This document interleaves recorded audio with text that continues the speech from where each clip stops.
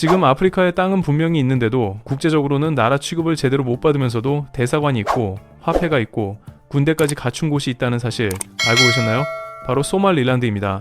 이곳은 30년이 넘도록 국제사회가 존재 자체를 외면해 온 땅이었습니다. 그런데 2025년 12월 이스라엘이 갑자기 이 나라를 공식 승인해버렸습니다. 그러자 소말리아, 아랍연맹, 미국, 중국까지 전부 반대하고 나섰습니다. 그런데 정말 이상한 건 따로 있습니다. 정작 이 나라 안을 들여다보면 소말리아보다 치안이 더 낮고 민주적인 정권 교체까지 해낸 곳이라는 점입니다. 내전의 한복판에서 가장 강한 부족이 먼저 무기를 내려놓으며 평화를 만들어낸 나라. 그렇다면 이스라엘은 도대체 이 나라에서 무엇을 본 걸까요? 이 질문의 답은 왜 이 승인이 세계를 발칵 뒤집어 놓았는지를 보면 나옵니다. 2025년 12월 26일 이스라엘이 소말릴랜드를 독립국가로 공식 승인합니다. 네타냐후 총리와 외무장관 기드온 사르가 공동선언문에 서명했습니다. 양국은 대사관을 열고 농업과 의료, 안보까지 즉각 협력에 들어간다고 합의했죠. 30년 넘게 세계 어떤 나라도 제대로 손을 내밀지 않던 곳에 이스라엘이 전면적으로 들어온 겁니다. 열흘 뒤에는 사르 외무장관이 소말릴랜드 수도 하르게이사에 직접 날아가 대사관 개설을 공식 발표했습니다. 세계의 반응은 즉각적이었습니다. 소말리아는 가장 먼저 도발이라며 강하게 반발했고 아프리카 연합과 아랍연맹도 연달아 반대 성명을 냈습니다. 여기서 눈에 띄는 건 미국이었습니다. 미국은 이스라엘의 승인 권한 자체는 인정하면서도 동시에 소말리아의 영토 보전을 존중한다는 미묘한 줄타기를 했습니다. 트럼프 대통령은 따라가지 않겠다고 선을 그었고요. 불과 사흘 뒤인 12월 29일에는 유엔 안전보장이사회 긴급회의까지 소집됐습니다. 나라 하나를 인정한 것뿐인데 안보리까지 열린 겁니다. 이게 왜 이렇게까지 커졌을까요? 소말릴랜드는 홍해와 인도양이 만나는 그 좁은 목, 바로 그 자리에 붙어 있습니다. 이 바닷길을 통해 세계 컨테이너 물량의 30%가 지나갑니다. 배로 실어 나르는 물건의 3분의 1이 사실상 이 길 하나에 걸려있는 셈입니다. 그런데 이 길이 막혀버렸습니다. 2023년 말부터 예멘을 장악한 후티 반군이 홍해를 지나는 상선을 닥치는 대로 공격했기 때문입니다. 100건이 넘는 공격 속에 배가 침몰했고 선원들은 목숨을 잃었습니다. 결국 컨테이너선들은 홍해를 포기하고 아프리카 남쪽 끝 희망봉으로 돌아가는 길을 택했습니다. 그런데 우회하면 기간이 최대 2주나 더 걸립니다. 스웨즈 운하 물동량은 절반으로 쪼그라들었습니다. 이건 절대 남의 일이 아닙니다. 한국은 수출입 대부분을 배에 의존하는 나라입니다. 홍해가 막히자 삼성전자 물류비가 전년 대비 72% 급증했습니다. 이게 어느 정도냐면 유럽으로 컨테이너 하나 보내는 비용이 3배에서 4배까지 뛰어버린 겁니다. 그런데 진짜 문제는 대기업이 아닙니다. 가격 협상력이 약한 중소기업들은 수출 계약을 이행하는 것 자체가 너무 버거운 상황이었습니다. 그러니까 아프리카 바다에서 벌어지는 일이 우리 물건 가격과 우리 밥줄까지 직접 흔드는 구조였던 겁니다. 이스라엘이 소말릴랜드를 승인한 건 선의가 아닙니다. 정말 냉정하게 보면 철저한 군사적 계산입니다. 소말릴랜드 바로 건너편이 예멘이고 후티를 치려면 가까운 곳에 전진 기지가 필요했기 때문입니다. 소말릴랜드에는 냉전 시절 소련이 만든 군사시설까지 남아 있습니다. 이스라엘 입장에서는 외교적 비용이 아무리 커도 이 기회를 잡아야 했던 겁니다. 그래서 세계가 난리가 난 거예요. 이스라엘이 자기 급한 불을 끄기 위해 아프리카의 기존 질서를 건드려 버렸으니까요. 그렇다면 도대체 소말릴랜드는 어떤 나라이기에 이스라엘이 이런 도박까지 걸었을까요? 이야기는 1884년대 아프리카로 거슬러 올라갑니다. 홍해와 아덴만이 만나는 이 바닷길은 예전부터 세계 무역의 목줄이었습니다. 수백 년 전에는 향신료가 이 길을 오갔고 20세기에는 석유가 흘렀고 지금은 컨테이너가 빽빽하게 줄을 잇고 있습니다. 결국 이 길목을 누가 쥐느냐가 곧 세계 무역의 주도권이었던 겁니다. 1884년에 영국이 먼저 손을 뻗었습니다. 소말리아 반도의 북쪽, 지금의 소말릴랜드 자리를 보호령으로 선포한 겁니다. 남쪽은 이탈리아가 가져갔습니다. 같은 소말리 민족인데도 강대국 둘이 북쪽과 남쪽을 갈라 각자 방식으로 운영한 겁니다. 북쪽은 영국식 행정과 영어, 남쪽은 이탈리아식 법체계와 이탈리아어. 학교도 달랐고 관공서도 달랐습니다. 그렇게 70년이 흐르면서 같은 민족이면서도 사실상 완전히 다른 두 나라처럼 자라게 된 거죠. 그리고 1960년 6월 26일 영국령 소말릴랜드가 먼저 독립을 선언합니다. 35개국이 독립을 승인했고 유엔 안보리 상임이사국 5개국 전부가 축하 메시지를 보냈습니다. 70년간 식민 지배를 받다가 마침내 당당한 독립국이 된 겁니다. 그런데 정말 기막힌 건 그 다음입니다. 이 독립은 딱 5일밖에 가지 못했습니다. 닷새 뒤 남쪽의 이탈리아령 소말리아도 독립했고 바로 그날 소말릴랜드는 자발적으로 남쪽과 합치기로 결정합니다. 에티오피아에도 케냐에도 소말리 민족이 흩어져 살고 있었는데 이 사람들을 전부 하나의 깃발 아래 모으겠다는 대소말리아의 꿈이 있었기 때문입니다. 같은 피를 나눈 형제가 따로 살 이유가 뭐냐는 거였죠. 결국 35개국이 인정해준 독립을 스스로 내려놓은 겁니다. 하지만 합쳐보니 현실은 전혀 달랐습니다. 70년 동안 영국식으로 돌아간 북쪽과 이탈리아식으로 돌아간 남쪽은 말부터 잘 맞지 않았습니다. 행정 시스템이 맞지 않았고 법 체계도 호환되지 않았습니다. 그런데 진짜 문제는 그 다음이었습니다. 권력이 전부 남쪽으로 쏠려버린 겁니다. 수도는 남쪽 모가디슈가 됐고 장관 자리도 군 요직도 남쪽 출신이 차지했습니다. 정부 예산과 인프라 투자도 남쪽 위주였습니다. 독립이라는 선물을 스스로 반납했는데 돌아온 건 차별이었던 겁니다. 1961년에는 통합국가의 새 헌법을 만드는 국민투표가 열렸습니다. 그런데 소말릴란드 주민 대부분은 이를 보이콧하거나 반대표를 던졌습니다.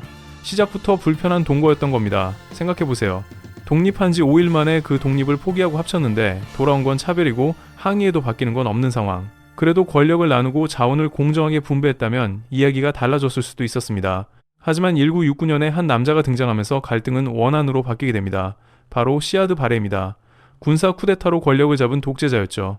그는 입으로는 민족 통합을 외쳤지만 실제로는 자기 부족과 측근에게만 권력을 몰아줬습니다. 북부의 이사크족은 요직에서 밀려났고 목소리를 내면 잡혀갔습니다. 그런데 문제는 여기서 멈추지 않았습니다. 1977년 그는 에티오피아를 침공해 대소말리아의 꿈을 실현하겠다며 나라의 군사력을 쏟아부었습니다. 초반에는 밀어붙였지만 소말리아를 지원하던 소련이 갑자기 에티오피아 편으로 돌아섰습니다. 어제까지 무기를 대주던 나라가 그 무기를 적에게 넘긴 셈이었습니다. 결국 소말리아군은 괴멸 수준으로 패배합니다. 전쟁에서 졌으면 책임을 져야 하잖아요. 그런데 바레는 정반대로 갔습니다. 패전의 분노를 자국민에게 돌린 겁니다. 이사크족 출신 군인들이 반정부 무장단체 SNM을 결성하자 바레의 사위이자 북부 군사령관이었던 모르간 장군이 비밀 정책서를 작성합니다. 제목부터 섬뜩했습니다. 이사크 문제에 대한 최종 해결책. 그 안에는 마을을 불태우고 우물에 독을 풀고 거주지를 사람이 살 수 없게 만들려는 내용이 담겨 있었습니다. 그리고 결국 1988년에 정부군이 소말릴란드의 수도 하르게이사를 공격합니다. 자국 군대가 자국 도시를 폭격한 겁니다. 전투기는 시장과 주거지역 위로 폭탄을 떨어뜨렸고 지상군이 뒤따라 들어오면서 민간인을 가리지 않았습니다. 도시의 90%가 파괴됐습니다. 제2차 세계대전 때 폐허가 된 독일 드레스덴에 비유될 정도여서 아프리카의 드레스덴이라는 별명까지 붙었습니다. 제2의 도시 브라우도 70%가 무너졌습니다. 사망자는 최소 5만 명에서 최대 20만 명까지 추정됐습니다. 수십만 명은 에티오피아 국경을 향해 걸어서 도망쳤습니다. 그런데 정부군은 그 피난 행렬에 기관총을 쐈습니다. 도망치는 길목에는 지뢰까지 깔아놓았습니다. 살아남으려고 걷는 길 자체가 죽음의 길이었던 겁니다. 에티오피아 국경 너머에 세워진 난민촌에는 25만 명이 넘는 사람들이 한꺼번에 쏟아져 들어왔습니다. 이 난민촌은 2004년에 문을 닫기 전까지 세계에서 가장 큰 난민촌이었습니다. 유엔은 나중에 이 사건을 조사한 뒤 결론을 내렸습니다. 소말리아 정부가 이사크 민족에 대한 학살을 계획하고 실행했다. 우발적인 폭력이 아니라 처음부터 의도된 말살이었다는 겁니다. 1991년 마침내 바레 정권이 무너집니다. 그리고 같은 해 5월 소말릴란드는 독립을 선언합니다. 30년 전 스스로 내려놓았던 그 독립을 이번에는 학살의 잿더미 위에서 다시 되찾은 겁니다. 하지만 독립이 곧바로 평화를 뜻한 건 아니었습니다.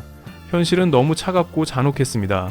소말릴란드 안에서도 베르베라 항구를 둘러싸고 부족들 사이에 총이 오갔습니다. 독립전쟁을 함께 싸웠던 동지들끼리 서로에게 총구를 겨눈 겁니다. 국제사회가 인정하지 않은 나라였으니 바깥에서 도와줄 곳도 없었습니다. 다른 나라들의 반응은 싸늘했어요. 결국 저럴 줄 알았다는 식이었습니다. 그런데 바로 여기서 모두의 예상을 산산이 깨는 일이 벌어집니다. 1993년 소말릴란드 서부의 작은 도시 보라마. 각 시족의 원로 150명이 한자리에 모여 앉았습니다.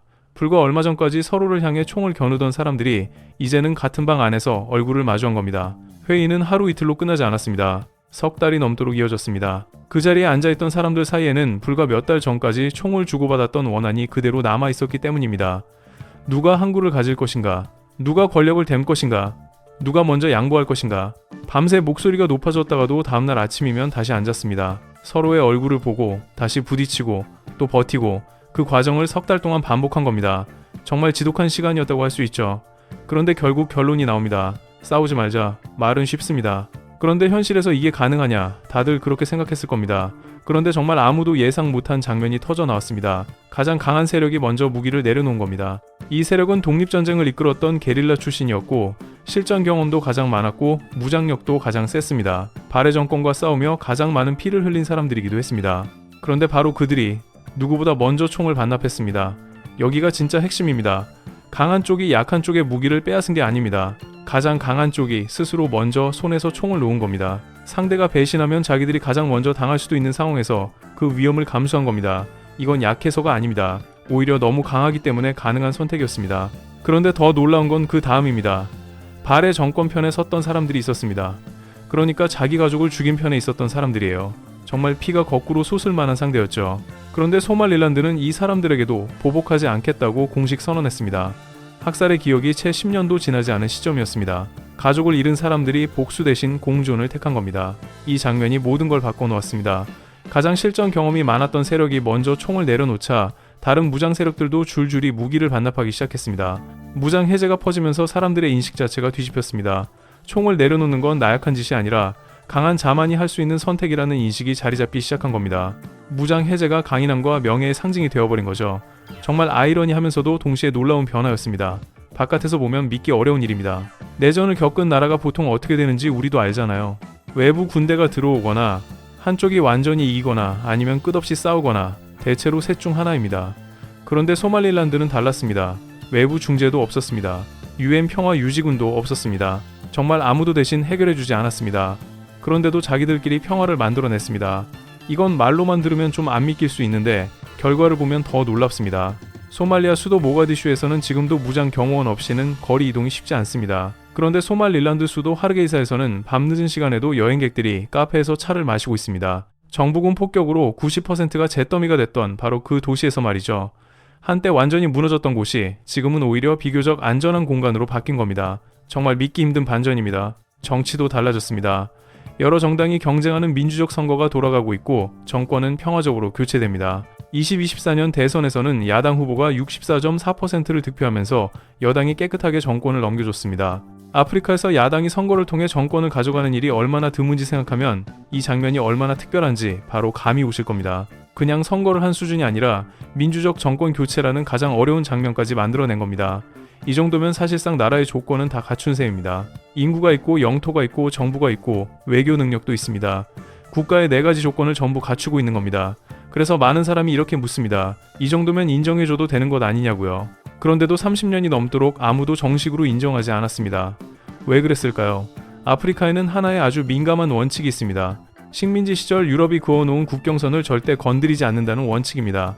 왜냐하면 여러 부족과 민족이 뒤섞여 있는 아프리카에서 한 곳의 분리 독립을 인정해버리면 그 다음부터는 걷잡을 수 없게 될 가능성이 크기 때문입니다. 실제로 지금도 분리 독립을 원하는 곳은 한둘이 아닙니다. 카메룬에서는 영어권 지역이 무장 투쟁을 벌이고 있고 나이지리아에서는 비아프라 독립운동이 이어지고 있습니다.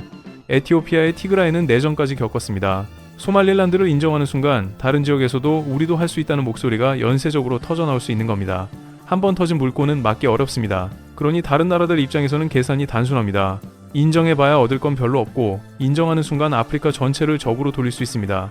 그러니 그냥 모른 척하는 게 가장 편했던 겁니다. 소말릴란드가 아무리 치안을 만들고 민주주의를 굴리고 스스로 국가처럼 버텨도 국제 정치의 계산 앞에서는 계속 문 밖에 세워져 있었던 겁니다. 그런데 바로 그 구도를 이스라엘이 깨버린 겁니다. 자기 배가 불타고 있는데 남의 원칙까지 지켜줄 상황이 아니었던 거죠. 후티 문제로 홍해가 흔들리고 자기 안보와 해상로가 직접 위협받는 상황에서 이스라엘은 아프리카의 오랜 금기를 건드리는 선택을 해버렸습니다. 그래서 이 승인 하나가 단순한 외교 뉴스가 아니라 세계 질서를 흔드는 사건이 된 겁니다. 그리고 이제부터 더 무서운 이야기가 시작됩니다. 왜냐면 소말릴란드는 단순히 불쌍한 미승인 국가가 아니라 강대국들이 서로 노리는 전략적 요충지이기도 하기 때문입니다. 이 나라를 둘러싸고 돈과 군대와 외교가 한꺼번에 몰려들기 시작했거든요. 소말릴란드의 베르베라 공항에는 냉전 시절 소련이 전략 폭격기를 띄우기 위해 만든 활주로가 지금도 남아있습니다. 길이만 4,140m, 세계에서 가장 큰 군용 수송기도 뜨고 내릴 수 있는 규모입니다. 한때는 나사마저 우주왕복선 비상 착륙장으로 검토했을 정도였죠. 그런데 정말 소름 돋는 건 이 다음입니다. 이 활주로에서 출격하면 후티 거점까지 45분이면 도달합니다. 그러니까 이곳은 그냥 공항이 아니라 홍해와 예멘 전선을 동시에 바라볼 수 있는 전진 거점인 겁니다. 그리고 이 나라를 노리는 건 이스라엘만이 아닙니다. 두바이의 국영 항만기업 DP월드는 약 4억 달러를 들여 베르베라 항구 개발에 들어갔습니다. 에티오피아는 더 노골적이었습니다. 해안을 장기 임대하는 대가로 소말릴란드 독립을 승인해주겠다는 합의까지 갔습니다. 왜 이렇게까지 하느냐? 에티오피아는 바다가 없는 나라입니다. 수출입 대부분을 옆나라 지부티에 의존하고 있는데 그 지부티에는 중국이 해외 첫 군사기지를 운영하고 있습니다. 한마디로 숨통이 한 곳에 잡혀있는 셈입니다. 그러니 에티오피아 입장에서는 어떻게든 다른 출구가 필요했던 겁니다. 정리하면 구도가 아주 선명해집니다. 이스라엘은 군사기지가 필요했습니다. UAE는 무역 거점이 필요했습니다. 에티오피아는 바다가 필요했습니다. 30년 동안 아무도 제대로 쳐다보지 않던 곳에 갑자기 돈과 군대와 외교 카드가 한꺼번에 몰려들고 있는 겁니다. 정말 한순간에 게임판이 바뀐 거예요. 그런데 더 흥미로운 건 소말릴란드가 이 상황을 수동적으로 당하고만 있는 게 아니라는 점입니다. 오히려 아주 적극적으로 이용하고 있습니다. 소말릴란드 주미 대표 바시르는 미국 언론 앞에서 이렇게 말했습니다. 우리는 35년을 기다렸습니다. 이슬람 형제들이 외면할 때 이스라엘이 인정해줬습니다. 이 말은 그냥 감사 인사가 아닙니다. 정말 중요한 메시지가 숨어 있습니다. 30년 넘게 같은 무슬림이라며 연대를 말하던 나라들은 외면했는데 정작 손을 내민 건 이스라엘이었다는 겁니다. 그러니까 이 발언은 아랍 세계를 향한 정면 돌파이자 동시에 국제사회를 향한 강한 압박이었던 셈입니다. 소말릴란드 대통령실 장관은 여기서 한 발 더 나아갔습니다. 미국을 향해 아주 구체적인 제안을 던졌습니다. 군사 기지를 제공하겠다. 광물 채굴 독점권도 주겠다고 했습니다. 이건 사실상 생존을 위한 외교 올인입니다. 인정이 필요하니 자신들이 가진 지정학적 가치와 자원 카드를 전면에 내세운 겁니다. 약한 나라처럼 끌려다니는 게 아니라 강대국들의 필요를 자기 협상력으로 바꿔버리려는 움직임인 거죠. 여기서 예상 밖의 이름도 등장합니다. 바로 대만입니다. 2020년에 대만과 소말릴란드는 서로 대사급 공간을 열었습니다. 둘 다 국제사회에서 나라로 완전히 인정받지 못한 처지라는 공통점이 있습니다. 그래서 소말릴란드를 인정하는 순간 문제는 단순히 아프리카에만 머무르지 않습니다. 대만 문제까지 같이 불붙을 수 있습니다.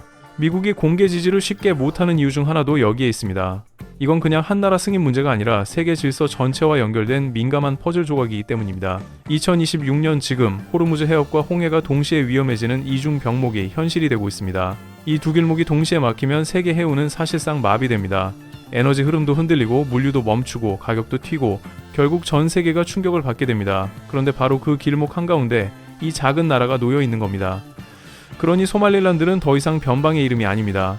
이제는 세계가 눈을 떼지 못하는 전략의 중심으로 올라온 겁니다. 물론 이런 시각도 있습니다. 결국 소말릴란드가 이스라엘의 정치적 도구가 되는 것 아니냐는 겁니다. 일리가 있는 말입니다. 충분히 나올 수 있는 의심이죠.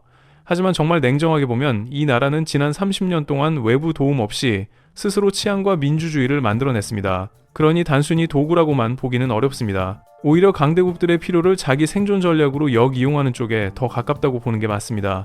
생각해보면 이 나라의 서사는 정말 기막힙니다. 35개국이 축하했던 독립을 스스로 포기했습니다. 그 뒤 학살의 잿더미 위에서 다시 독립을 되찾았습니다. 그리고 30년을 버틴 끝에 겨우 한 나라에게 인정을 받았습니다.